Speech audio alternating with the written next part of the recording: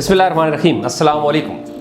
आज हम दोबारा बात करने जा रहे हैं जी हमने 133 लाहौर के अंदर जो अभी इलेक्शन हुआ हालिया इलेक्शन, जिसमें नून लीग ने दोबारा से वो सीट विन की है और पीपल्स पार्टी का और नून लीग का बड़ा कांटेदार मुकाबला रहा है वहाँ पर उस हल्की के ऊपर। उसकी रीज़न क्या है? उसकी रीज़न ये है कि एक हमारे एंकर दोस्त हैं मीडिया से, उन्होंने उसके ऊपर एक वीडियो बनाई है, बेसलेस वीडियो है, बग़ैर सबूत के, बग़ैर किसी प्रूफ के एक वीडियो है, इल्ज़ामात है। तो मैंने मुनासिब समझा कि इसके ऊपर मैं उनको भी और जिन लोगों को उन्होंने ग़लतफ़हमी का शिकार किया है उन सबको एक मुनासिब ज़बान के अंदर एक रिप्लाई कर दूँ। N133 हल्का जो पहले 127 हल्का था, जिसमें कायदे इंक़लाब शेखुल इस्लाम डॉक्टर ताहिर अल क़ादरी ने भी 2002 में इलेक्शन लड़ा था और जीता था, वहाँ से MNA इलेक्ट हुए थे। उस हल्का के अंदर पाकिस्तान अवामी तहरीक का एक अच्छा खासा वोट बैंक है और सिर्फ उस हल्के में नहीं बल्कि अल्हम्दुलिल्लाह इस वक्त पंजाब के अंदर और पाकिस्तान में बहुत सारे हल्कों में हमारा एक अच्छा मौसर वोट बैंक मौजूद है। अगरचे हम चूँकि इलेक्टोरल पॉलिटिक्स की तरफ हमने कुछ ज़्यादा फोकस आज तक नहीं किया, तो शायद इस वजह से वो वोट बैंक उस तरीके से सामने नहीं आ सका। लेकिन खैर आगे देखते हैं, हालात बन रहे हैं, अभी बल्दियाती इलेक्शन भी है, फिर नेशनल इलेक्शन के अंदर भी ये चीज़ें सामने आएंगी। सिर्फ उस हल्के के अंदर पाकिस्तान अवामी तहरीक का चूँकि अपना कैंडिडेट नहीं था और हम अभी अपने नेशनल इलेक्शन के लिए कैंडिडेट खड़े भी नहीं कर रहे हैं, हम सिर्फ बल्दियाती इलेक्शन के ऊपर हमारा फोकस है टिल उस वक्त तक कि जब तक नेशनल इलेक्शन होते हैं तो उसमें फिर जाकर हम इंशाल्लाह अपनी भरपूर क़ुव्वत का मुज़ाहरा करेंगे और अपने उम्मीदवार मैदान में उतारेंगे। तो इस पोजीशन के अंदर पाकिस्तान अवामी तहरीक की चूँकि अब दोबारा से पॉलिटिकली एक्टिवेट हुई है और इलेक्टोरल पॉलिटिक्स की तरफ गई है, तो ज़ाहिर है कि ऐसी सिचुएशन में हम किसी हल्के के अंदर भी अपने आप को बिल्कुल अलग थलग नहीं रख सकते किसी भी इलेक्शन से। बहरहाल हमें उसमें इन्वॉल्व होना होगा और होंगे। लिहाजा उसका सबसे पहली चीज़ तो यह है कि आपको इल्म में होना चाहिए कि वहाँ जो 133 के अंदर इलेक्शन हुआ है, वहाँ जो मेन उम्मीदवार थे वो हुई नून लीग और पीपल्स पार्टी के थे। PTI का उम्मीदवार वहाँ नहीं था, वो नाइल हो गया था, उनके कागज़ रिजेक्ट हो गए थे। इसके अलावा भी बहुत सारी पार्टियाँ, लबैक का उम्मीदवार भी वहाँ नहीं था और भी बहुत सारी मेन पार्टी के उम्मीदवार वहाँ पर नहीं थे।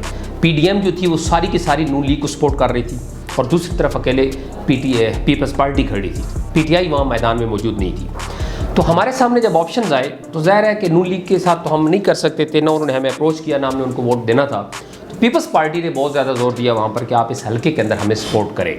तो हम इलेक्शन से अब अलग थलग भी नहीं रह सकते, हमने इन्वॉल्व होना है। तो लिहाजा हमारी वहाँ जितनी मैनेजमेंट थी, जो हमारी लीडरशिप थी, उन्होंने वहाँ की मकामी लीडरशिप से सबसे मुशावरत, हर सतह के ऊपर मुशावरत करने के बाद ये फैसला किया कि हम उस हल्के के अंदर पीपल्स पार्टी को सपोर्ट करेंगे। पहली बात तो ये क्लियर कर लें कि उस हल्के के अंदर सपोर्ट का मतलब ये नहीं है कि हमने कोई नेशनल इलेक्शन के लिए इन फ्यूचर उनके साथ कोई इत्तेहाद बना लिया, अभी फ़िलहाल इत्तेहाद नहीं है। एक हल्के की सपोर्ट उन्होंने मांगी थी, हमने तमाम ज़िम्मेदारान के साथ मुशावरत करने के बाद उस हल्के के अंदर उनको सपोर्ट की है और उस सपोर्ट का नतीजा ये रहा है कि वहाँ उन्होंने जिस हल्के में पिछले इलेक्शन में उन्होंने 5000 वोट लिए थे, वहाँ आज उन्होंने 32,000 वोट लिए हैं, 32,000 के करीब वोट उन्होंने लिए हैं उसी हल्के से।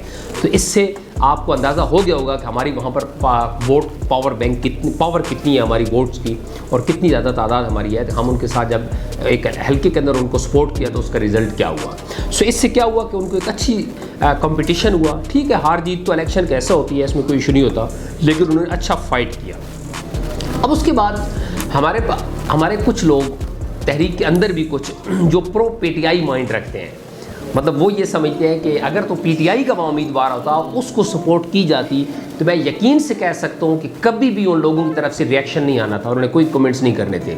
लेकिन चूँकि पीपल्स पार्टी को सपोर्ट किया तो वो कुछ ऐसे लोग जो प्रो PTI माइंडेड हैं, जो ये समझते हैं, जो उनको आज भी हाजी साहब समझते हैं, वो ये समझते हैं कि ये बड़े हाजी, ईमानदार, नेक और शरीफ लोग हैं और पीपल्स पार्टी वाले तो बड़े करप्ट हैं, नून लीग वाले तो बड़े करप्ट हैं, ये जो PTI वाले हैं ना, ये उनके निस्बत बहुत अच्छे हैं, वो आज भी ये समझते हैं। तो उन सब की ख्वाहिश ये थी कि PTI को सपोर्ट किया जाए। अब चूंकि वहाँ तो खैर उम्मीदवार ही नहीं था, अगर होता भी तो शायद हम उसको सपोर्ट न करते, क्योंकि हम समझते हैं कि जब इन तीनों जमातों को आप एक जगह रखते हैं तो इन तीनों में कोई फ़र्क नहीं है, इनमें कोई भी हाजी साहब नहीं है, सारे एक जैसे हैं। लिहाजा कंपैरेटिवली पीपल्स पार्टी ने चूँकि बड़ा रेस्पेक्टिव अंदाज के साथ वोट मांगा, उनके साबिक प्राइम मिनिस्टर 3-4 दफ़ा हमारे मरकज़ गए, मीटिंग्स हुई और जरदारी साहब ने बात की, तो फिर जाके हमने फैसला किया और उनको एक सपोर्ट की वहाँ उस हल्के के अंदर। अब वहाँ बहुत सारी चमगोइयाँ भी शुरू हो गई, ये क्या हो गया, ये हम किस तरीके से पीपल्स पार्टी को सपोर्ट कर सकते हैं, वो तो करप्ट है, वो तो चोर है। भाई इसमें ये बात एक समझ लें कि हमारा पहले दिन से जो स्टैंड था, जो कायदे इंक़लाब का स्टैंड है, उससे कोई भी नहीं हटा। वो स्टैंड ये है कि जब तक ये करप्ट पॉलिटिकल सिस्टम चेंज नहीं होगा, या आपका इलेक्टोरल सिस्टम चेंज नहीं होगा, इस मुल्क के अंदर जेन्युइन तब्दीली नहीं आ सकती। ये बात पत्थर पे लकीर है। तो जब इस निज़ाम के अंदर जो पार्टी भी जाएगी, ज़ाहिर है कि वो इस निज़ाम की रिक्वायरमेंट्स को फुलफिल करेगी तो वही सामने आएगी, उसके अलावा तो वो सामने नहीं आ सकती। लिहाजा चूंकि पीपल्स पार्टी भी उसी सिस्टम का ऐसा है, तो पीटीआई भी उसी सिस्टम का ऐसा है, तो फिर सारी जब एक जैसे है तो फिर कंपैरेटिवली आप देखते ये होते हैं कि उसमें से रिस्पेक्ट से, इज्जत से आपसे वोट कौन मांग रहा है, तो फिर जो उस पर ज़्यादा मौजूद लगता है उन सब में से, तो वो आप उसको सपोर्ट करते हैं। जैसे 2018 के अंदर हमने हाजी साहब को भी तो सपोर्ट किया था, हज़रत इमरान साहब, जनाब मौलाना साहब, हाजी साहब, इनको भी तो हमने सपोर्ट किया था। तो उन्होंने क्या किया, मॉडल टाउन के ऊपर हमारे साथ किया गया, मुल्क के इदारों के साथ क्या किया, करप्शन कहाँ पहुंची। आज देख ले, पहले से ज़्यादा बुरे हालात हैं, बेरोजगारी, महंगाई, करप्शन, रिश्वत, सिफारिश, सारा कल्चर उससे पहले से ज़्यादा बुरा है, कुछ भी ठीक नहीं हुआ। तो इट्स मीन के सारे एक जैसे हैं। लिहाजा पहली चीज़ तो ये हमारे कारकुनान को क्लियर होनी चाहिए कि इस तरह के कमेंट्स देते वक्त उनको सोच लेना चाहिए कि जब हम इस पिच के ऊपर खेलने जा रहे हैं तो ऑफ कोर्स हमने अकेले नहीं खेल सकते। कोई भी पार्टी अकेले इलेक्शन अच्छे लेवल का नहीं लड़ सकती। बहरहाल आपको किसी न किसी इत्तेहाद में जाना पड़ता है, किसी न किसी के साथ अलाइंस करना पड़ता है, कहीं से सपोर्ट लेनी पड़ती है, कहीं से सपोर्ट देनी पड़ती है। तो आप इस सिस्टम के अंदर जब जाते हैं, अब अगला यहाँ पर एक इशू ये है कि हमारे एक दोस्त एंकर है असदुल्ला खान साहब, आजकल YouTube का दौर है, YouTube के ऊपर लोगों ने व्यूअरशिप क्रिएट करने के लिए ढूंढते हैं पॉइंट्स और ऐसी वीडियोस और ऐसे टॉपिक्स ढूंढते हैं जहाँ से उनको व्यूअरशिप मिल सके। तो उन्होंने को भी एक टॉपिक मिला कि जनाब पीपल्स पार्टी ने वहाँ पर बड़े वोट खरीदे हैं, बड़े पैसे लगाए हैं और अवामी तहरीक के लोग भी बिके हैं और जो खुर्रम नवाज गंडापुर साहब है वो भी, उनका भी वहाँ पर रोल रहा है। इस तरह के उन्होंने कुछ इल्ज़ामात लगाए हैं।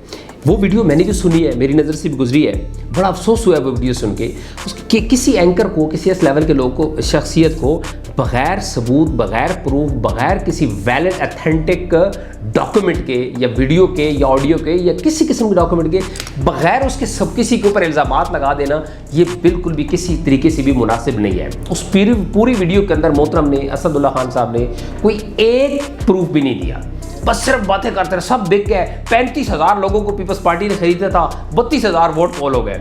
अच्छा, मतलब यानी कि वो जो 32,000 वोट पोल, आपके ख्याल में सारे बिके, एक वोट भी जो है वो फ्री में नहीं पड़ा, सब खरीदे गए। तो ये हालांकि वीडियोस तो नून लीक की आती रहेंगी, आपने खुद वीडियोस देखी होंगी, 2-2 हज़ार रुपये दे रहे हैं उनको और वो हलफ ले रहे हैं और उनको ये वीडियो सारी रिलीज़ हुई है नून लीक की। लिहाजा इस तरह के इल्ज़ामात लगाने से पहले आपको सोचना चाहिए। खुर्रम नवाज गंडापुर साहब वो शख्सियत हैं जो अपना करोड़ों का बिजनेस अमेरिका और कनाडा में छोड़ के आए हैं और वॉलंटियरली खिदमात सर अंजाम दे रहे हैं मिराजुल कुरान और अवामी तहरीक के अंदर।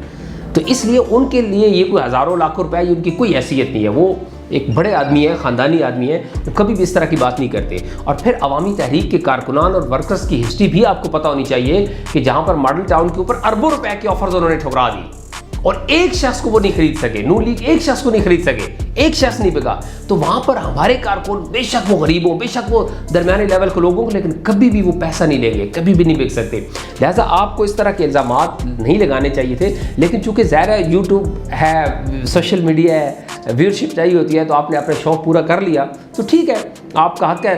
लेकिन अवामी तहरीक के वर्कर्स को ये बात याद रखनी चाहिए कि जब भी आप वर्क करेंगे, जब भी आप निकलेंगे, जब भी आप टेक ऑफ करेंगे, तो याद रख लें आपको आसान पिच कोई नहीं देगा।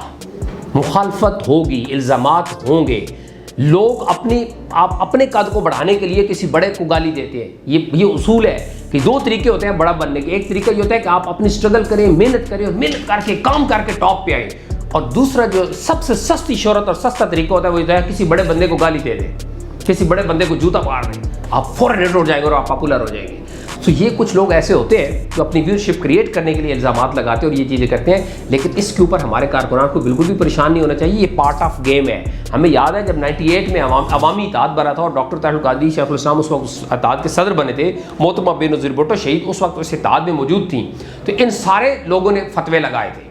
ये जितनी भी इस तरह माइंडेड लोग हैं, मतलब मैं अब इनको कोई नाम नहीं देता, इन सब ने उस वक्त भी बात की थी। लाके कायदे मोहतरम ने समझाया था, खुद वीडियोस की थी, खुद तकरीर करके उन्होंने समझाया था। उसके बावजूद ये लोग नहीं समझे थे, इन्होंने ऑब्जेक्शंस करने ही करने थे। तो इसलिए इनसे बिल्कुल भी परेशान होने की ज़रूरत नहीं है। हमने अपना काम करना है, वर्किंग करनी है, टेक ऑफ करना है और हम इस पॉलिटिकल मैदान के ऊपर खेलेंगे और हम इंशाल्लाह असेंबली के अंदर भी जाके अपनी आवाज़ को बुलंद करेंगे और इस मुल्क के अंदर इस निज़ाम के अंदर रिफॉर्म्स के लिए, इस्लाहात के लिए, इस सिस्टम को ठीक करने के लिए अपना रोल प्ले करेंगे। इसके लिए हम पॉलिटिकल ग्राउंड्स के ऊपर इत्तेहाद में भी जाएंगे, इत्तेहाद से हट के भी जाएंगे, सीट एडजस्टमेंट भी करेंगे। ये सारे ऑप्शन हमारे पास मौजूद हैं। हमारी लीडरशिप जो बेहतर समझेगी, अपने कारकुनान और अपने ज़िम्मेदारान के साथ मुशावरत करने के बाद वो डिसाइड करेगी और उस फैसले के ऊपर हम सब आमीन कहेंगे, हम लब्बैक कहेंगे। लिहाजा इससे बिल्कुल भी परेशान नहीं होना। कुछ लोग होते हैं जो बिल्कुल प्रो पीटीआई माइंडेड, उनकी ख्वाहिश होती है कि पीटीआई को सपोर्ट कर देते तो फिर अच्छा था, उनकी टेंशन नहीं लेनी, हमें भी उनकी कोई टेंशन नहीं है। ये पार्ट ऑफ गेम है। लेकिन इंशाल्लाह हम पूरी ईमानदारी के साथ अपनी वर्किंग करेंगे, मेहनत करेंगे, काम करेंगे और इस तहरीक को, इस मिशन को आगे लेकर जाएंगे और इंशाल्लाह वो दिन इस मुल्क और कौम को दिखाएंगे, दुनिया को दिखाएंगे कि पाकिस्तान की सरजमीन के ऊपर एक अजीम तर अवामी जमहूरी पुरअमन इनकलाब का सूरज तुलो होगा और इस मुल्क की कौम और मुल्क जो है, पूरी कौम है, उसके लिए गुड न्यूज़ होगी और वो अपने हालात को तब्दील होता हुआ देखेगी। अल्लाह ताला आप सबके हामी नसरो। बहुत शुक्रिया। अस्सलाम वालेकुम।